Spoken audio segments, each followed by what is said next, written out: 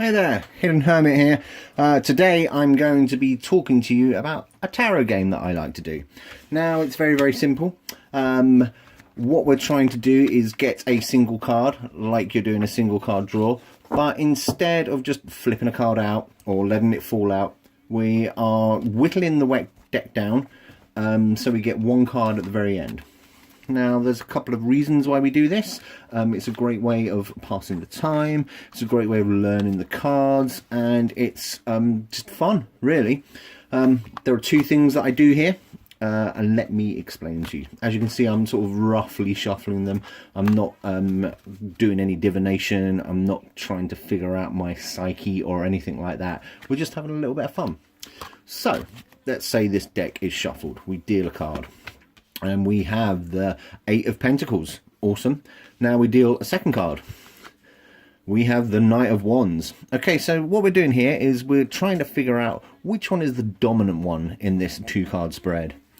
The Eight of Pentacles or the Knight of Wands. Now, the Knight of Wands is a court card. It's Fire of Fire. I would say that the Knight of Wands is the most dominant card. So that's awesome. Deal another card. Now we're facing off the Knight of Wands with the Eight of Swords. Ouchie, ouchie, ouchie. So the Eight of Swords is, you know, interference, entrapment. And the Knight of Wands is more fire, fire, go. So again, I think the Knight of Wands wins this bout. Do it again. Let's draw another card. The World versus the Eight of Swords. Now the World is the World. It's one of the majors. Jupiter and Saturn are facing off here, but again, I think the World probably wins out. Now, there is no wrong or right answers to how we do this. It's just a bit of fun. So here we go, the World and the Wheel of Fortune. This is a toughie, isn't it? Again, Saturn's facing off against Jupiter. But again, I think the World wins out. So yeah, it's just a fun way of working your way through the deck. The Wheel of Fortune, the Sun. I quite like the Sun. I drew it this morning in my daily draw. So the Sun wins. And as you can see, lots of major arcanas, the Sun and the Hierophant. Well, Sun still. The Sun. It's like every other card is the winner. Hierophant and the Page of Swords. Page of Swords, cheeky little fella. Doesn't quite know what he's doing though, so I think the Hierophant wins there. That completely blows away my every other card theory. Page of Swords versus the Ten of Swords. Now that's interesting because they're only a card away. I think the odds of doing that is like 6,000 to 1. Oh, that's a toughie, isn't it? I think Ten of Swords with its vibe of ruin probably maybe beats out the Page.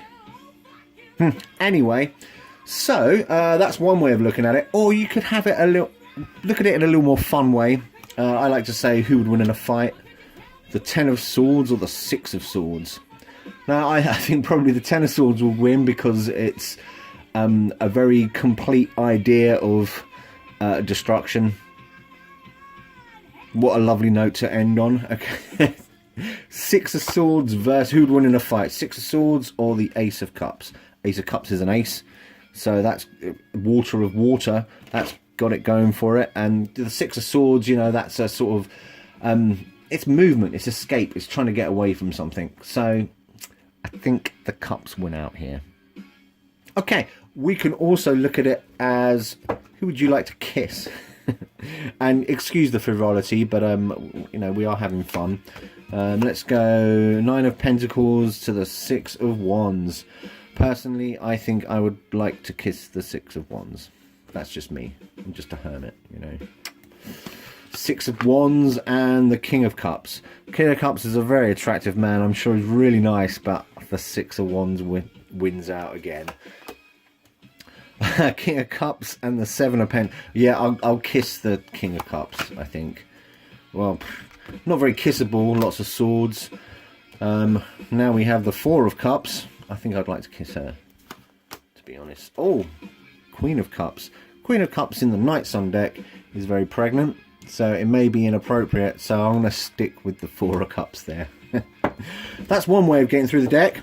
Another way, what I like to do, and this is a great thing to do if you're watching telly or, you know, people are droning on in the background and you're just trying to occupy your mind doing something else.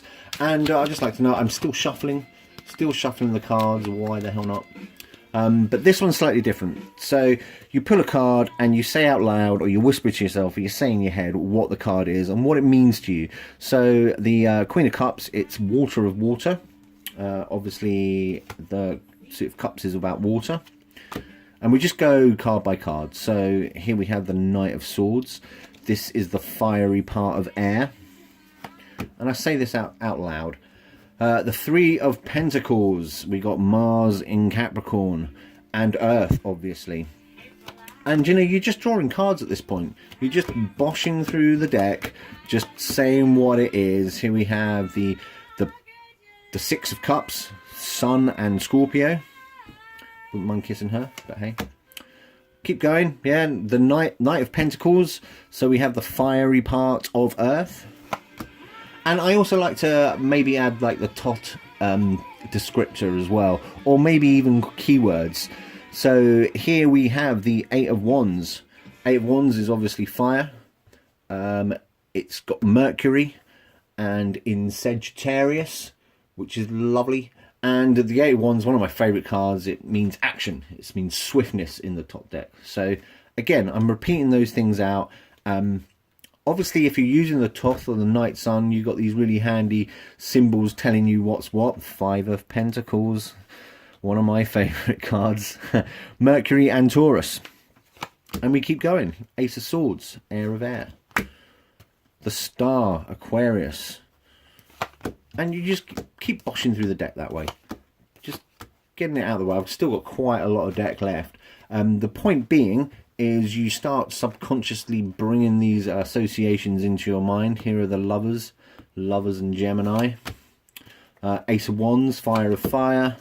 King of Wands. This is the airy part of fire, and you just keep doing that. Hangman. Hangman is all to do with water. It was associated with water. The Three of Cups. Abundance. Mercury and Cancer. And you just keep going through the deck. Obviously, I'm going through the deck quite quickly because I want to get to the end. Eventually, you'll get to your chosen card. You could do this as a daily draw. No cheating, no peeking. What have we got? We've got the Three of Wands. Lovely. Sun in Aries. It's really weird. I wrote a blog post earlier and it was the same card. How freaky is that?